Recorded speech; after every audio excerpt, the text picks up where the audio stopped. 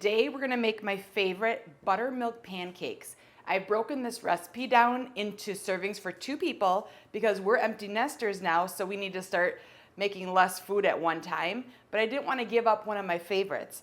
So buttermilk pancakes, they're fluffy, they've got a lot of good flavor to them. This is my most favorite recipe for pancakes. I've searched years to get it just right, and I'm gonna make them with you today. They're really easy. So when you go to the grocery store and you see that box of pre-made pancake mix, don't do it.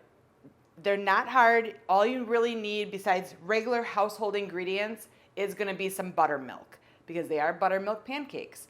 So first we're gonna add in our flour, sugar, a little bit of salt, some baking powder.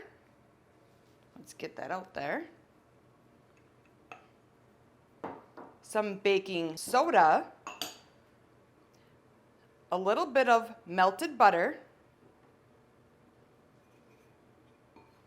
a whole lot of buttermilk,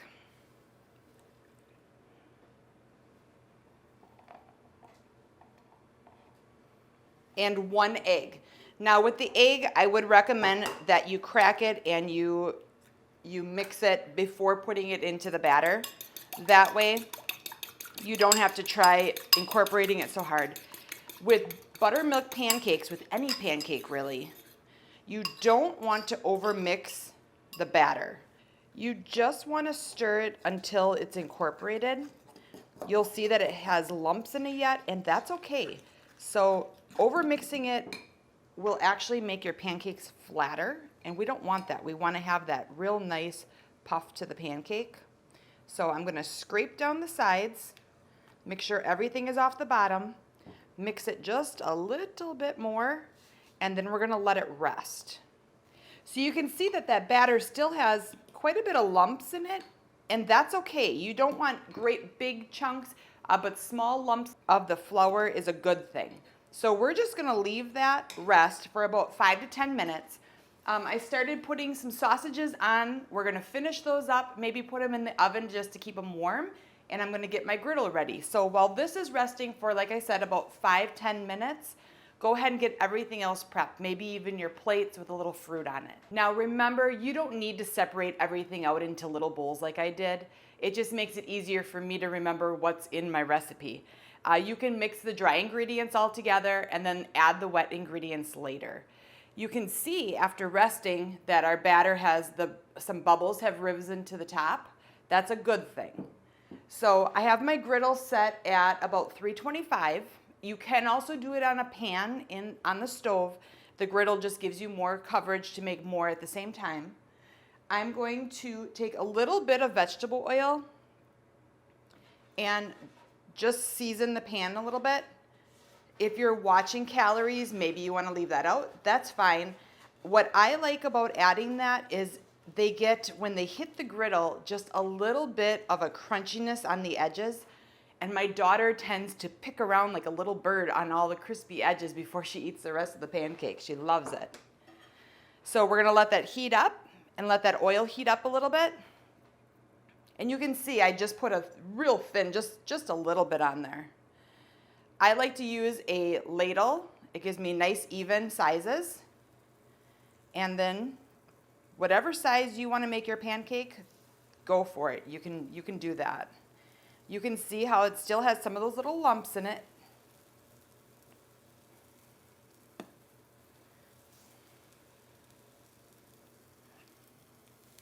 So I would say this is about maybe 1/4 of a cup is what I'm putting on each one. So it'll make 6, and then I have enough in here for maybe about 2 or 3 more. So it's a nice small batch. You can see it starting to bubble around the edges here, and they're starting to get little bubbles in the center. And this is where you would add in chocolate chips or blueberries or maybe some cinnamon sugar to make cinnamon pancakes before you flip them. If you're using a sauce or a syrup, you would use that after, once it's on your plate. But you can add that in now and customize them. We're just gonna do plain ones today. And then you're just gonna take them and flip them over. You want that to be nice and golden brown. If you have the heat too hot, they're gonna get brown too quick and they're not gonna cook the inside of the pancake. And if it's not hot enough, they're just gonna stay really pale looking. So we're gonna flip those all over, give it another minute or two, and you can see how that pancake is starting to rise with the steam. If they're getting nice and fluffy. They're gonna be so good. So I got my plates ready to go.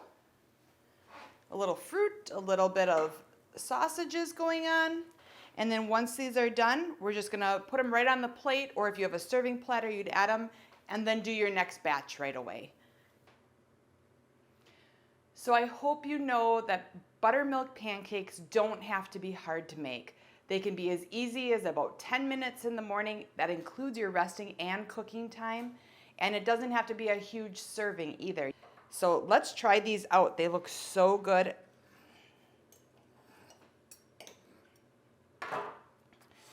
So you can see how they're nice and fluffy, and they're so tender. These are a must for breakfast. Hope you enjoyed. Have a great day.